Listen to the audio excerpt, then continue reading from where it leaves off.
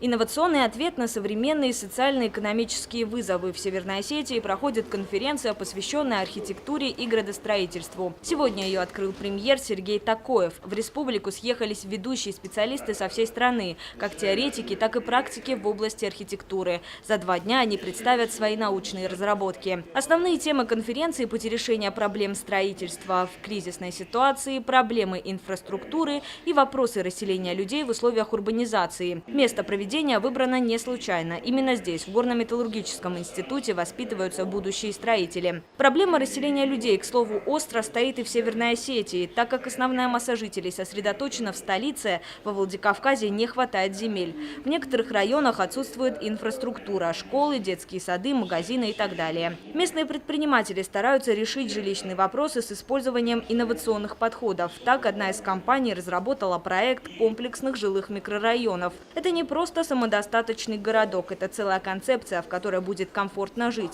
Проект осенью представили на форуме в Сочи. Он вызвал большой интерес со стороны инвесторов из разных регионов. Но проблема его внедрения не решена до сих пор. Сегодня конференция посвящена, так сказать, градостроительным и архитектурным вызовам времени. Дело в том, что и российская архитектура, и наша местная архитектура, они переживают некий кризис. Идет поиск путей, вот каким путем должна пойти планировка городов, каким путем должно пойти жилищное строительство, каким путем должны развиваться общественные пространства. Вот такие проблемы существуют, подходы к которым только нащупываются сейчас.